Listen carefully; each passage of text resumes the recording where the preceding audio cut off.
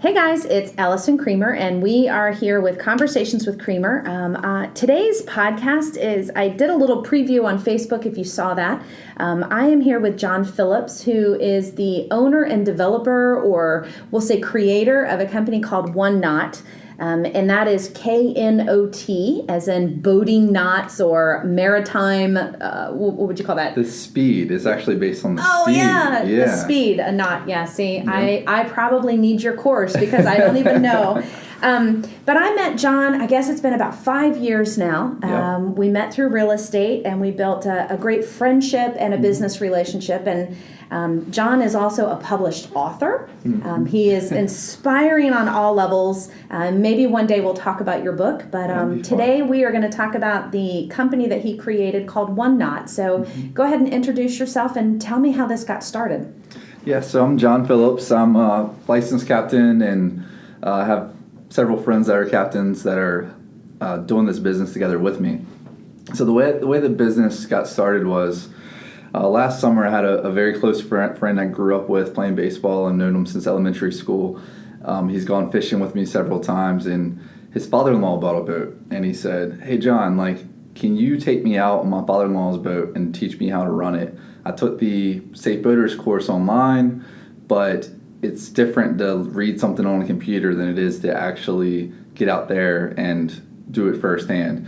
Welcome to college and real life. Yeah, exactly. School is not real life. Yeah, exactly. And so that class really teaches you a lot about the rules. It teaches you things like how the channel markers work, but it doesn't teach you how to actually do something such as like docking in a current or docking in wind, or really how it feels to get your boat on plane for the first time.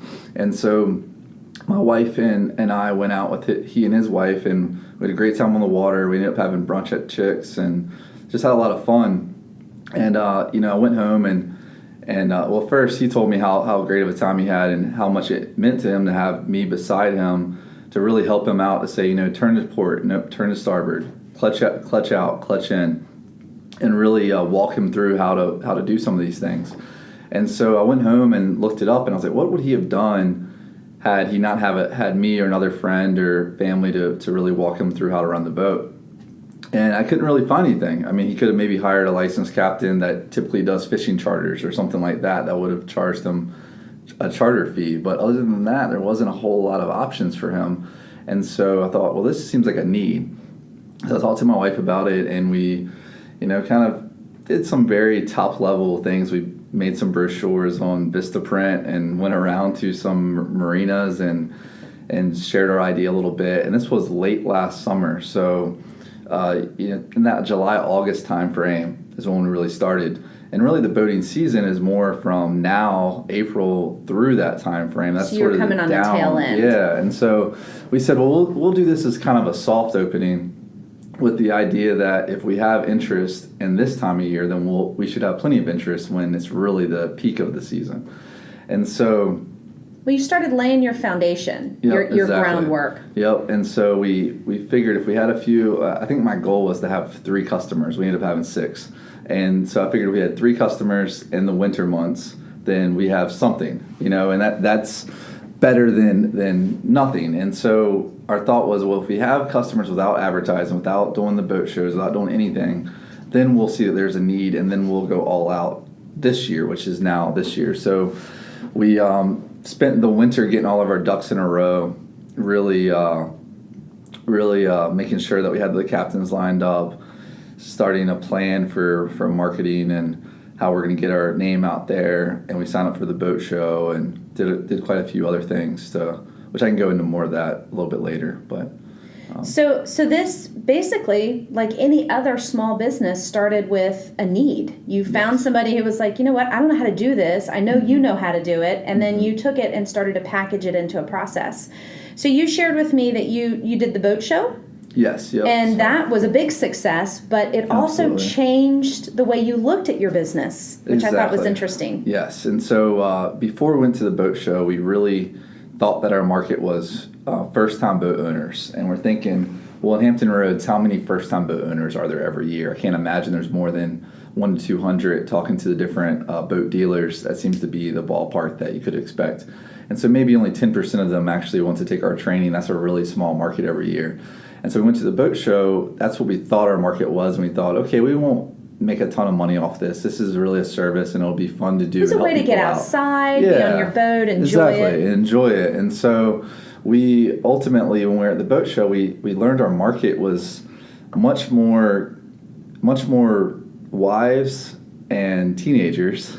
A lot of times the husband and the wives would approach us together, and they would say, hey, like, we love what you're doing. The wife wants to learn how to operate the boat, and I've been trying for years, and we end up fighting every single time. We never get past the dock. That is a feminist comment, John. No, just teasing. But we were just talking about how my husband and I don't necessarily speak the same language when we're trying to do something together. Exactly. And so when you're that close to somebody, it is hard to teach. It's like a parent trying to teach a child. Yeah. There's a lot of distraction and frustration. So you were able to step into those relationships and actually be able to cultivate the wife so that she understood how to use the boat and the safety features. And I'm sure that husband felt a lot more comfortable knowing that somebody who really did know the rules stepped in and taught. Exactly. And it takes all the emotion out of it. We're just teaching to the facts, not to any type of emotion. Nobody gets frustrated. Imagine teaching your teenager how to drive a car. Yeah, exactly. It's similar to, what is it called? Car school. What do they call it? Driver's ed. Driver's ed. And you can put that person who doesn't have the emotions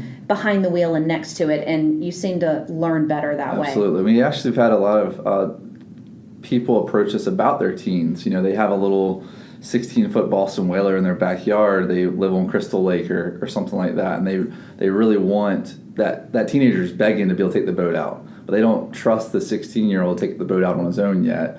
And every time he goes out with Dad, he and Dad end up fighting. It doesn't go well. He says, I know what to do. I know what I'm doing. And Dad says, no, you don't. And it goes back and forth. And so instead of having Dad involved, he can learn from us.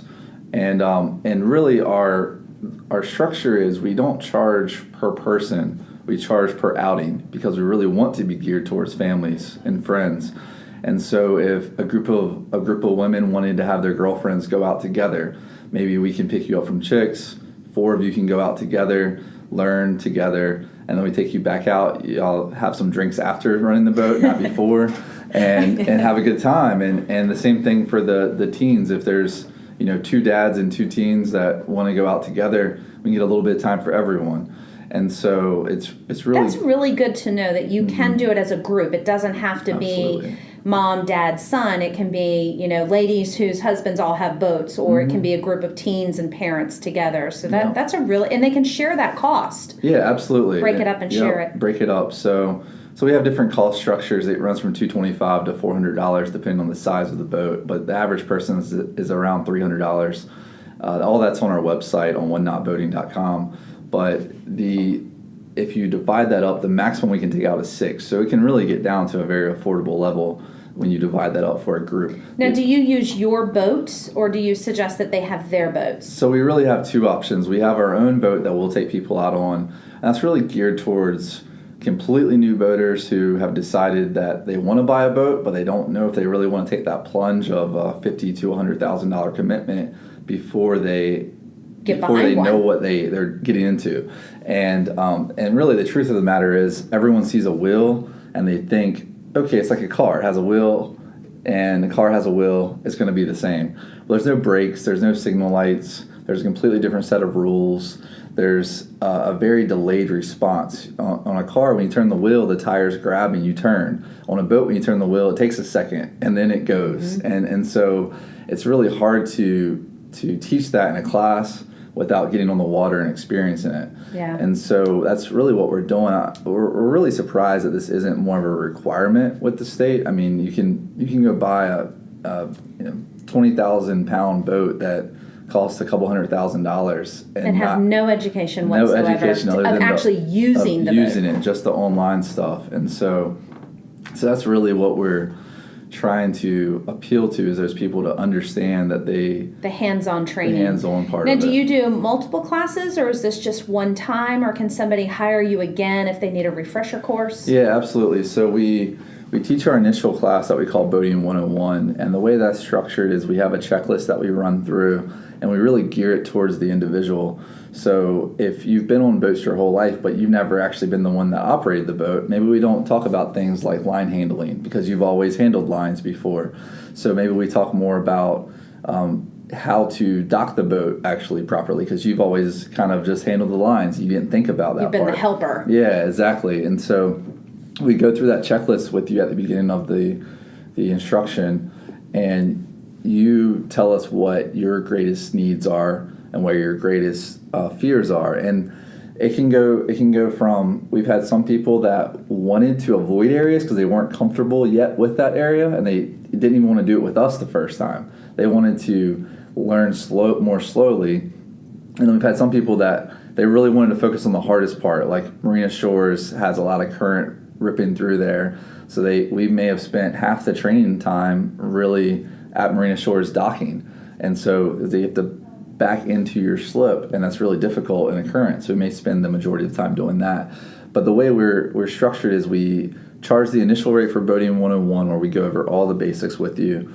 And then if you feel confident after that, you may be fine, and the majority of people are. But we really can compare it to a golf lesson or to an instrument lesson. No one's an expert in anything in 3 hours. You'll learn the fundamentals, you'll learn the basics, and you'll learn what to practice and get better at. And if you have trouble after the 3 hours, call us up. We'll answer anything we can on the phone with no charge, obviously. But if you want us to come back, we charge $50 an hour to come back and walk through the specific items that you're concerned with. That is a really, really great format and business plan around here. I mean, we are a coastal, and you're right. I'm not aware of any other company or any other service that's like this. So where can people find you? I know that you've got quite a few events coming up. Mm-hmm. If somebody wants to meet you face-to-face or start to read what you offer, how can somebody get a hold of you? Absolutely. So read on the website at www.oneknotboating.com, or our Facebook page, facebook.com/oneknotboating, is the best way to learn the basics without a conversation. You can call me at 757-403-8858. But additionally, we've really structured this off-season winter going to different events and hosting events. We are teaching the Virginia Safe Boaters course at Annapolis Yacht Sales on April 22nd. That class is free. As of last year, everyone in Virginia has to have a Safe Boaters license. They can do that either through a class like what we offer through the Department of Game and Inland Fisheries. We've been certified to teach that class. Or they can take that class through Boat US online, which is also free.